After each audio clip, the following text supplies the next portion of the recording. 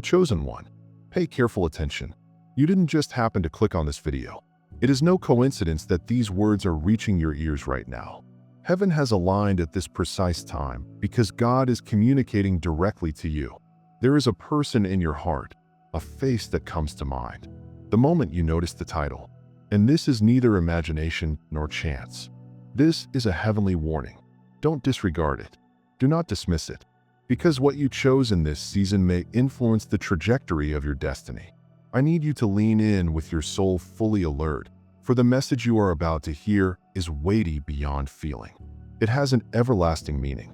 God is urging you to pay attention and look beyond the surface, to see that this is more than simply love, hardship, or disappointment. This is about your assignment, your alignment, and your whole future. Make no mistake, the adversary is afraid of what will happen if you persevere.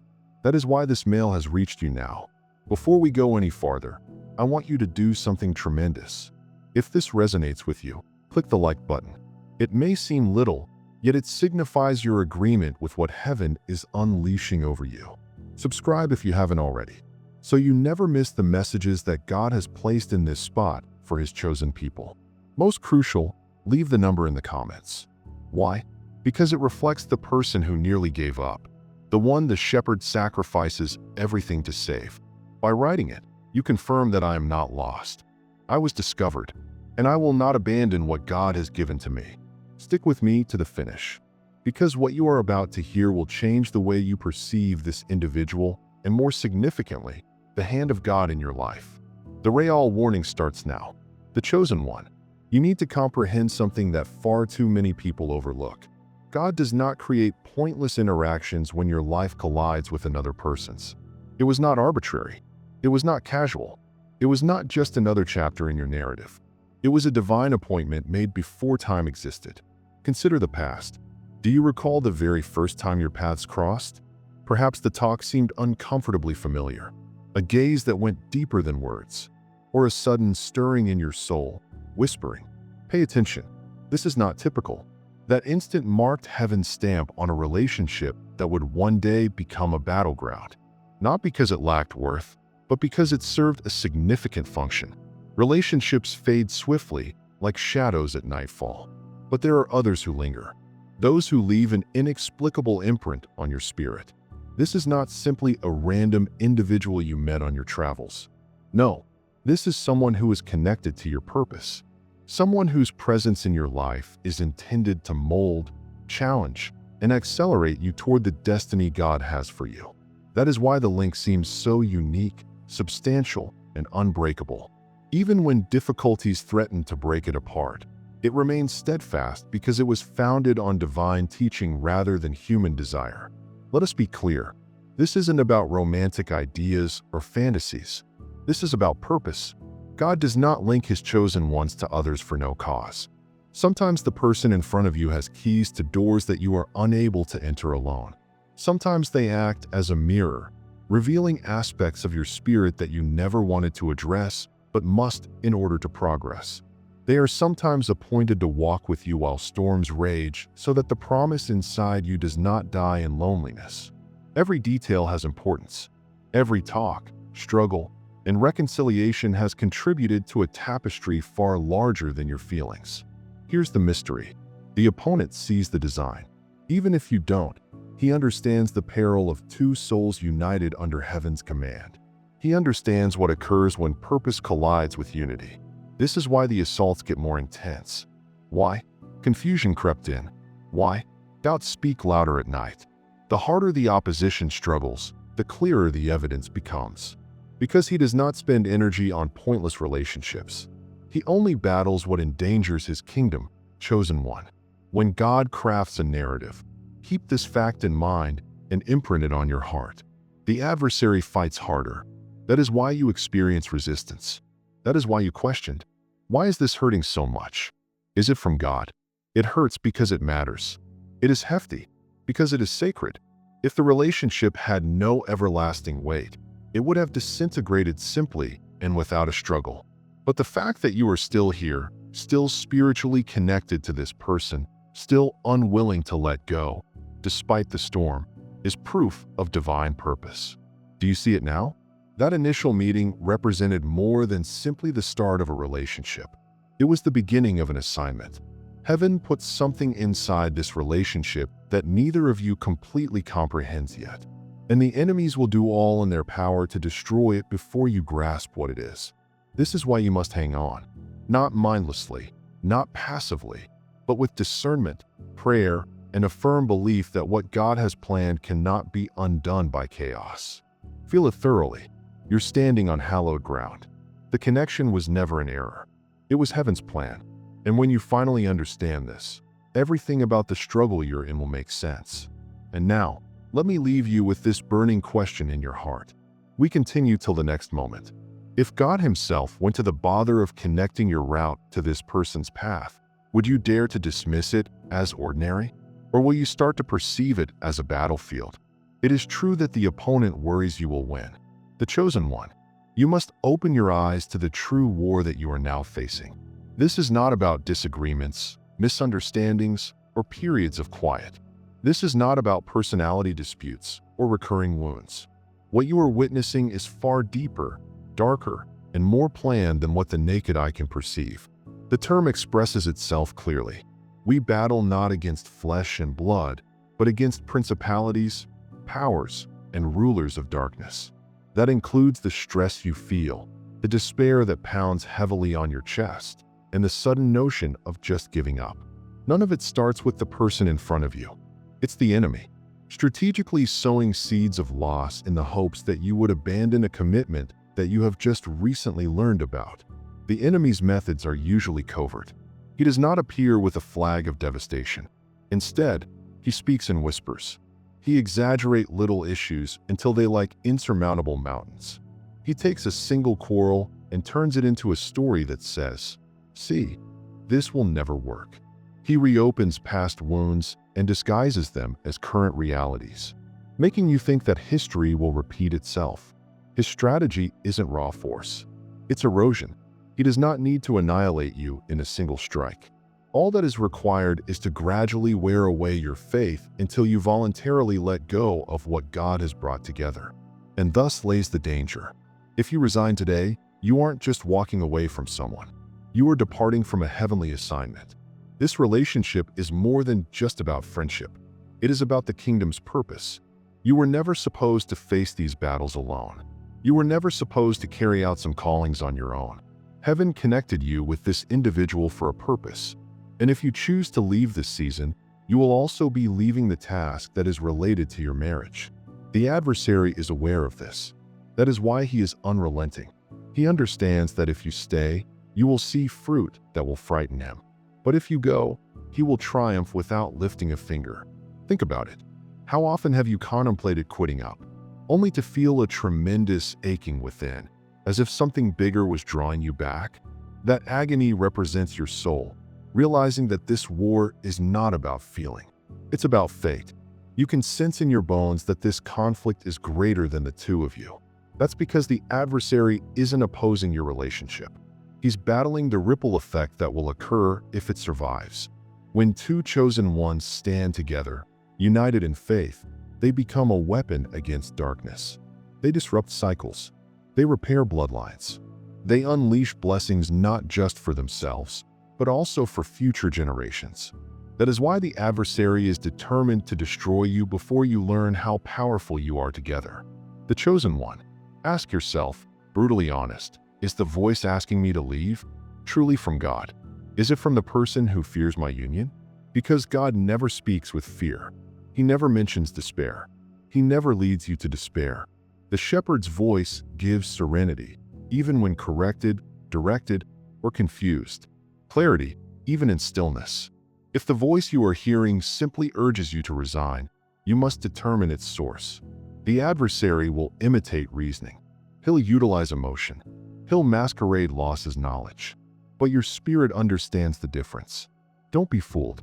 The storm surrounding you does not indicate that the connection is poor. It demonstrates that it is powerful. If it was pointless, the enemies would abandon you. He doesn't spend resources on things that pose no harm. The fact that you are under attack demonstrates that your spiritual connection is significant. And if you let go now, you surrender victory. not just over your relationship, but also over the task God has given you via it. So here is when the urgency increases. You cannot afford to give up. Not now. Not with the stakes this high. Your tenacity is not just about love. It's about obeying the one who brought this person into your life with divine purpose. If you leave too soon, you'll never know what may have been unlocked if you had stayed. And if you persevere, you will one day discover that every conflict was a preparation for success. Pause for a moment to absorb this information. The strain you feel does not mean you should quit up. It shows that you are getting near to something the opponent dread. The assaults are loud because the goal is louder. So I implore you again, let it resound in your soul as we proceed. Whose voice are you really listening to? Your future was predetermined by God, or the adversary who is afraid of it? The selected one. I need you to hear this. With all of your spirit's might, bear the weight you are now bearing. The struggle is awful, the quiet that sounds like desertion, and the sorrow that makes you wonder whether it's all worth it. All of this is not evidence of failure. They provide evidence of intent. Battles get more intense prior to each heavenly breakthrough. This is not just your battle. This is a pattern that appears throughout Scripture. Consider Joseph, a young man who carried dreams sent straight by God. Dreams of power, leadership, and ascension. But before his hopes could come true, Joseph was betrayed by his own brothers, cast into a pit, sold into slavery, unjustly charged, and imprisoned. Years passed in shackles, and it must have seemed that the vision God showed him was a terrible joke. But what Joseph didn't realize in the dungeon was that the jail was the last step before the palace. Every day of testing prepared him to bear the authority he was intended for. The trial was not indication that God had abandoned him. It demonstrated that his aim was too strong to be borne without opposition. Consider David, who was crowned king as a shepherd child. The grease of fate spilled from his skull. And so, instead of a throne, he found himself fleeing for his life. Saul is on the hunt, hide in caverns, living like a fugitive. Imagine the anguish of knowing God had selected him for grandeur. However, they are compelled to dwell in the shadows. However, those caverns were not squandered. Those caverns were David's training ground, where he learned to worship in the dark, to lead men in combat, and to rely on God in ways that no palace could teach him. The concealing was not punishment. It was a preparation. And then make a man righteous before God, despite being stripped of everything: family, riches, and health, dignity. His pals teased him. His wife instructed him to blaspheme God and die. And amid the ashes of his misery, Job posed the same questions you may be wondering today. Why me? Why this? Why does it seem like heaven is quiet when I need it the most? But the conclusion of the work narrative shows the reality. God healed him, quadrupled his benefits, and used his testimony to build a wall of faith for future generations. Job's dissatisfaction was not meaningless. It demonstrated that his faith was greater than the flames. Do you notice the pattern? Joseph's prison, David's cave, Job's ashes. They were all in various states of crushing before achieving triumph. Now look at your own life. The conflict in your connection, the quiet that causes you to mistrust the suffering, tempting you to give up. These aren't accidents. These are the flames that refine the storms that prove you're carrying anything. The adversary is anxious to destroy. The adversary does not waste his weapons on something with no future. He only targets what scares him. And the fact that your struggles have been so hard and persistent is the proof you've been looking for all along. Chosen one, you are not in this tempest because God neglected you. You're in this storm because God picked you.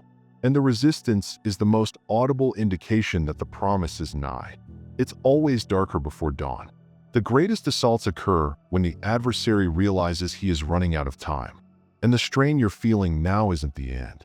It is an indication that heaven's arrival is closer than ever. So allow me to ask you this, and let it burn within you till the next word.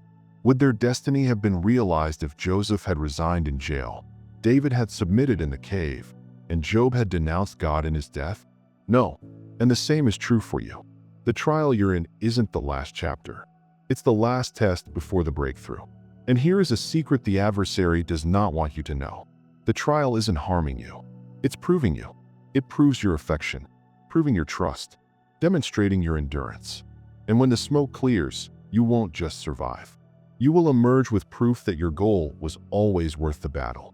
So I'll leave you with this: when the trial burns hotter, when stillness shouts the loudest, when the agony is the deepest, dare to think that you are standing on the verge of grandeur. Because if the war is this hard, what lies on the other side must be more than you can conceive. The chosen one. The threat is bigger than the storm outside. It's the risk of stopping too soon. Too many promises have been buried, not because God failed, but because his people gave up before heaven's time was fulfilled. And you are now standing at the same intersection.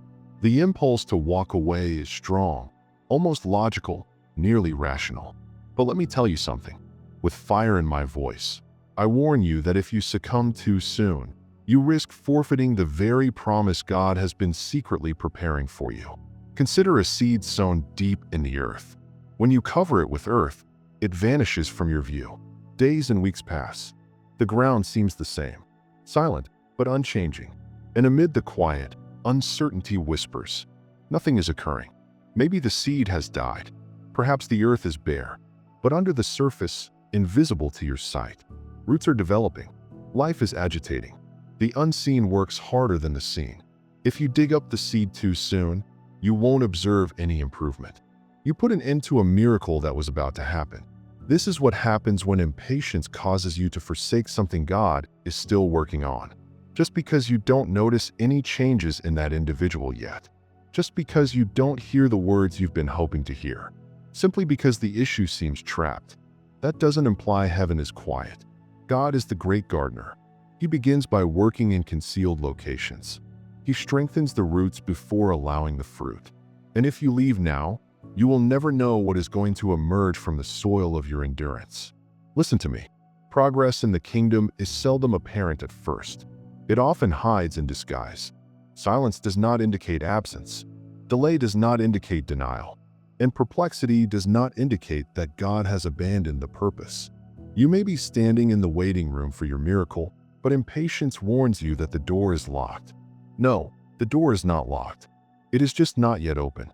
And if you quit up now, you may walk away. One breath, one prayer, and one daybreak before the breakthrough. Allow this statement to reverberate in your spirit one day after you resign. It might have been the day of your miracle. One more dawn, one more night for prayer, one more step of trust. That might be the exact moment God decides to change everything. The adversary understands this, which is why his most powerful weapon isn't usually devastation. It is discouraging. If he can persuade you to resign early, he'll never have to battle you again. He triumphs without raising a hand. Consider moments in your life when you were on the verge of giving up and believing everything was gone. And then something changed. How many times did light penetrate the darkness? Just when you chose to wait a bit longer. These recollections are not coincidental. They demonstrate that God rewards perseverance. They serve as a reminder that the harvest will always arrive, but only to those who refuse to dig up the seed. And therefore I caution you now, do not abandon what God is still constructing. The quiet you hear is not empty. It's called construction. Waiting is not a punishment. It is preparedness. The anguish you experience is not an indication of failure. It proves that there is life under the surface, pressing upwards, preparing to burst through. And the opponent is afraid of the breakthrough. That's why leaving feels simpler than ever right now. However, you were not picked to leave. You were picked for endurance. You were picked to weather the storm, to wait in quiet, to remain stable until the earth cracks apart and the fruit emerges. Don't let impatience dictate the conclusion of a tale. God hasn't finished. Do not give up a lifetime of potential for a moment of ease. And here is the question that will penetrate you as we continue ahead. If tomorrow was the day of your miracle, would you really want to throw everything away now? The chosen one. Now that you understand the significance of this relationship and why the war has been so severe, it is time to learn how to fight. Because this isn't about standing still and waiting for a miraculous shift. Heaven is inviting you to participate in active combat, but not with human weapons. The struggle for what God gave you is spiritual, and only those who choose to use heaven's instruments will triumph. The first step is prayer. Prayer should be intentional, persistent, and focused, not the superficial sort. Not simply words said out of habit, but prayer that grips hold of heaven and refuses to let go until breakthrough occurs every day. Lift up that individual before God. Call out their name at the concealed location. Instead of going over the difficulties in your thoughts, ask the Lord to cover their mind, heart, and steps. Say blessings over them. Declare life when the adversary is whispering death. Declare clarity where confusion has arisen. Declare healing where wounds have persisted. Because when you turn your emphasis from complaint to blessing, you align with heaven rather than supporting the enemy's falsehoods. Second, avoid the temptation to battle with your words. Fights, accusations, and never-ending disagreements will never construct what God has decreed. Words may be weapons, but when used in anger, they wound harder than intended. The real war isn't won by yelling across the table. It is earned on your knees via whispers of supplication that reverberate across the heavenly sphere. When you bow down before God, you rise with power that no argument could ever reach. The adversary trembles, not when you shout, but when you pray. Third, you must learn to trust God's timetable, even in quiet. Silence is not the same as absence. Silence is a strategy. Consider a general in the midst of a war. Sometimes he does not disclose his next move until it is absolutely necessary. God is the same. He may not be showing you everything right now because he is working behind the scenes to orchestrate changes in the other person. Healing wounds you can't see. Changing situations beyond your control. If you expect answers too soon, you risk running ahead of God's perfect plan. Patience is not a weakness. It's warfare. Waiting with faith is one of your most potent weapons because it shows that you trust heaven's clock over your own. But here's the news that should jolt your soul. You're not battling alone. The struggle may be tough, but the Lord is on your side. He is not observing from a distance. He is involved in this conflict. He fights for you. He fights with you. And he fights in front of you. Angels of God surround people who are loyal. The presence of the Almighty serves as your protection. When you pray, heaven replies. When you choose to endure rather than succumb, you link yourself with an army. That darkness cannot outnumber. So, be honest with yourself. What type of tale do you want your life to tell? Do you want it to be a narrative of surrender? The person who walked away when the flames became hot? Who let despair take what heaven had given? Do you want it to be a narrative about faith? The person who fought hardest? Who stood when it was most lonely? Who believed, even when things didn't make sense? As a result, faith enabled the chosen one to achieve the impossible. The weapons are in your hands. Each prayer you offer is a blow against the adversary. Every blessing you utter is a seed of repair. Every instant of patience is an act of resistance against the forces attempting to pressure you into leaving. And every profession of confidence is a call to the sky that declares, I will not let go until I see what God has promised. So I leave you at the brink of a question that only you can answer. When the fight is ended, the dust settles, and the narrative is recounted, will your testimony be one of defeat or one of a warrior who battled with heaven and witnessed the impossible bend before faith's chosen one? Hear me now. This isn't the end. It is simply one chapter, and the finest chapters of your tale are yet to be written. What you are experiencing now is not a grave. It's a doorway. What seems to be quiet is really God's presence. This is his preparation. What seems to be the verge of collapse is really the verge of breakthrough. God praises those who stay loyal. He admires individuals who refuse to succumb to despair, who hang on even when everything around them shouts, let go. Your perseverance is not in vain. Each tear is a seed. Each prayer is a weapon. Every instant of forbearance builds up a harvest that you cannot yet see. Restoration is imminent. Healing is on the way. Even now, the purpose is becoming clear. So I announce this over you with fire in your bones. Do not renounce this individual. Don't let go. What God has linked. There is no authority on earth and no voice of evil. No plot in hell can separate. Stand firm. The promise remains alive. The objective is genuine. And your narrative isn't finished. And now I'm calling you to a prophetic act of trust. Go to the comments and write these words with complete authority. I am not going to stop. Write it as an edict. Write it as a proclamation. Write it like a yell into the air. Because when you enter those words, you are not just leaving a remark. You are cementing your choice in heaven itself. This is your moment. This is where you stand. The future is waiting. The adversary is frightened as your testimony is being written right now. Don't give up. Do not surrender. Don't let go. Victory is yours.